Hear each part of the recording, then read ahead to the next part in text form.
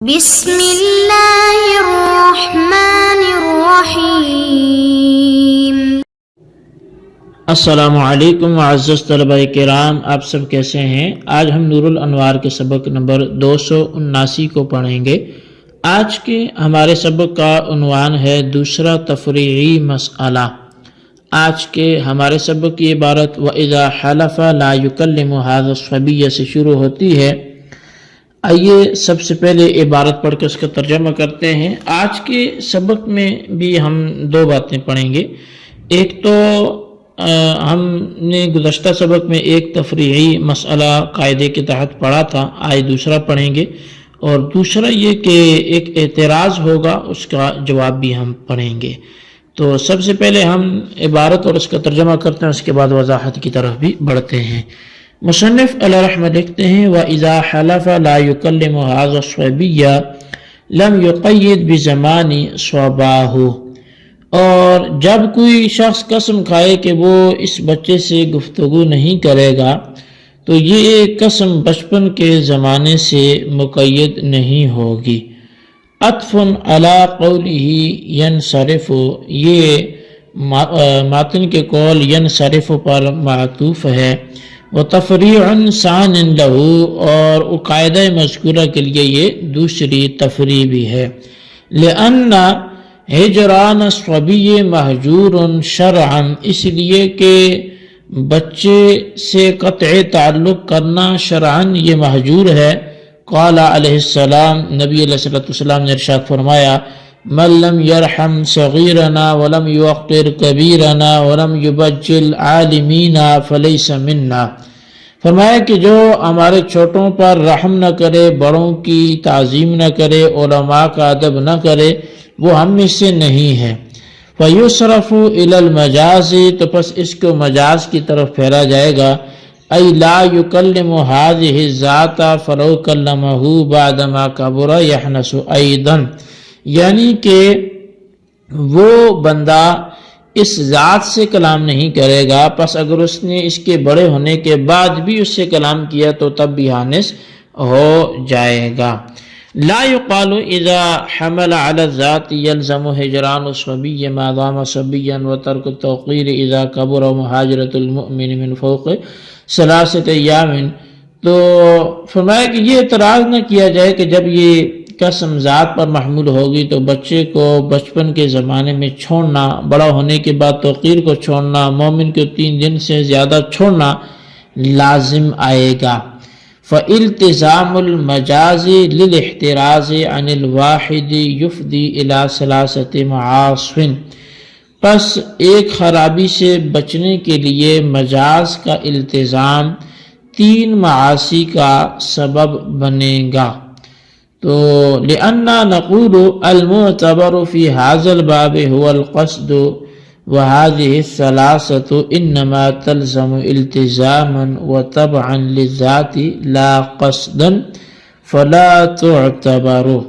فرمایا کہ اس لیے کہ ہم جواب دیں گے کہ اس باب میں قصد معتبر ہے، اور یہ تینوں معصیتیں ذات کے تابع ہو کر لازم آتی ہیں، قصداً لازم نہیں آتی، لہٰذا ان کا اعتبار نہیں ہوگا۔ وَإِنَّمَا قِيلَ هَذَا الصَّبِيُّ لِأَنَّهُ لَوْ قَالَ لَا يُكَلِّمُ صَبِيًّا بِالتَّنْكِيرِ يُقَيِّدُ بِزَمَانِ صَبَاهُ لِأَنَّ وصف الصَّبَا صَارَ مقصودا بِالْحَلْفِ حِينَئِذٍ وَهُوَ دَاعٍ إِلَى الْحَلْفِ لِأَنَّهُ قَدْ يَكُونُ سَفِيهًا يَجِبُ الاحتراز عَنْهُ فَيُصَارُ إِلَى الْأَصْلِ وَإِنْ كَانَ مَهْجُورًا شَرْعًا، فرمایا کہ یہ هَذَا الصَّبِيُّ اس لیے کہا گیا کہ اگر حالف لا يُكَلِّمُ صَبِيًّا نکرہ کے ساتھ کہتا تو یہ قسم اس کے بچپن کے زمانے کے ساتھ مقید ہوتی، کیونکہ صبا کا وصف اس وقت، یعنی صبیان کا جو وصف ہے، یہ اس وقت مقصود بالحلف ہو چکا ہے اور وہ داعی الی الحلف ہے، اس لیے کہ سبھی کبھی ایسا بے سمجھ ہوتا ہے جس سے احتراز ضروری ہو جاتا ہے، بس اصل ہی کی طرف رجوع کیا جائے گا اگرچہ وہ مہجور شرعی ہو۔ جی طلبہ کرام، یہ ہمارے آج کے سبق کی عبارت، اس کا ترجمہ تھا۔ آئیے سب سے پہلے ہم دوسری تفریح کی وضاحت کرتے ہیں، اس کے بعد پھر اس موجودہ بحث کو بھی چھیڑتے ہیں۔ تو سب سے پہلے جو قاعدہ تھا حقیقت محجورہ شرعاً، حقیقت محجورہ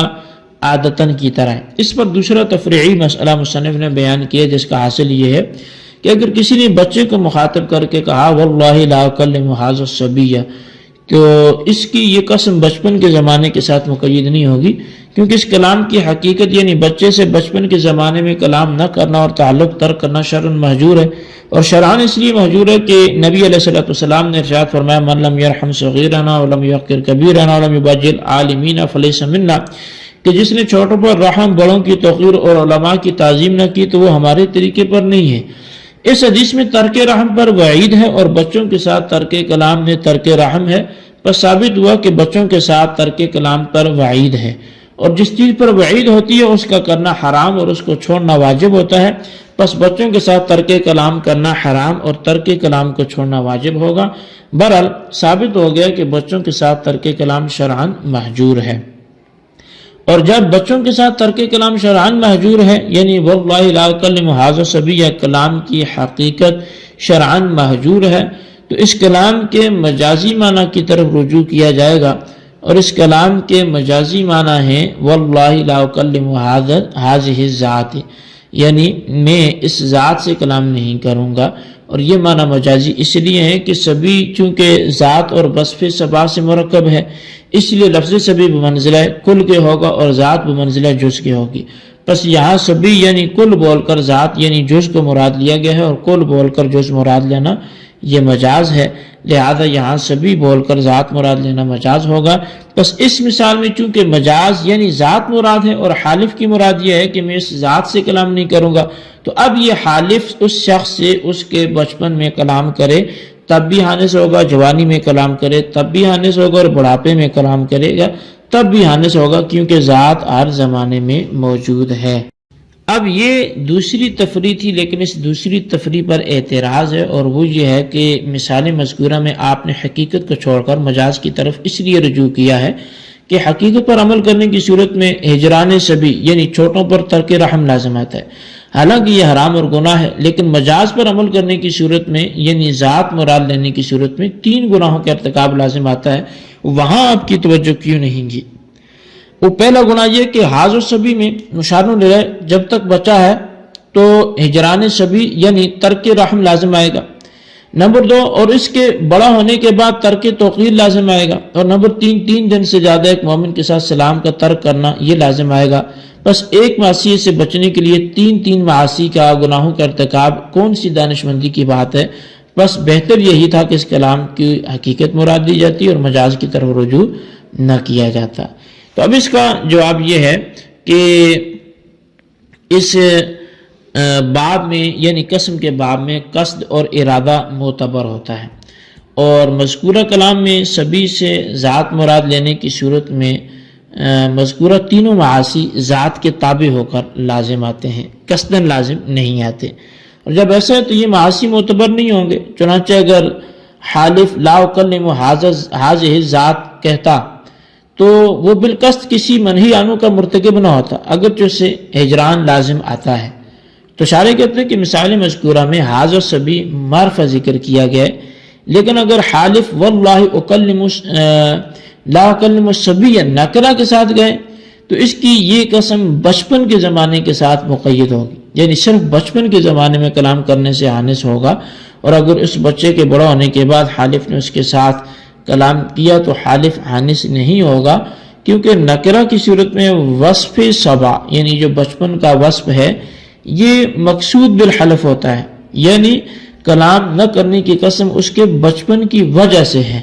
بس جب وصف سبا مقصود بالحلف ہے تو نکرہ کی صورت میں وصف سبا کو لغو قرار دے کر مجازن ذات مراد لینا بھی ممکن نہیں ہوگا۔ اس کے برخلاف اگر حاضر سبی کہا تو یہ وصف ضمنی ہوگا اور مقصود نہیں ہوگا، کیونکہ اشارہ کی صورت میں مشار الیہ کا وصف لغو ہوتا ہے اور ذات معتبر ہوتی ہے۔ بہرحال یہ بات ثابت ہوگی کہ نکرہ کی صورت میں وصف سبا مقصود بالحلف ہے، اور بچپن کلام نہ کرنے کی قسم کا داعی بھی ہوتا ہے، اس لیے کہ بچہ کبھی سفیہ اور ناسمجھ یعنی بیوقوف ہوتا ہے، اور اس کے بے سمجھ ہونے کی وجہ سے اسے احتراز کرنا ضروری بھی ہو جاتا ہے۔ بس نکرہ کی صورت میں چونکہ وصف سبا مقصود بالحلف ہے، اس لیے اس کلام کو اس کی حقیقت کی طرف راجع کیا جائے گا، یعنی اس کلام کی حقیقت پر عمل ہوگا اگرچہ شرعاً محجور ہے۔ جی طلبہ کرام، یہ ہمارے آج کے سبق کی عبارت ترجمہ اس کی وضاحت تھی، اس کو اچھی طرح سمجھیں، اس کے خلاصے کو رجسٹر پر لکھیں، بالخصوص ان سوالات کے جوابات دیں۔ سوال نمبر 1 یہ ہے کہ دوسری تفریع کون سے قاعدے پر تھی، وہ قاعدہ تحریر کریں۔ اور سوال نمبر 2 یہ ہے کہ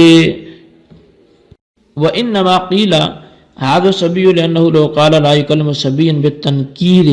سے کون سے سوال کا کیا جواب دیا جا رہا ہے، اس کی بھی وضاحت کریں۔ اللہ تبارک و تعالیٰ سے دعا ہے جو کچھ ہم نے پڑھا سنت سے یاد رکھنے کی توفیق نصیب فرمائے، آمین بجاہ النبی الامین صلی اللہ علیہ وسلم۔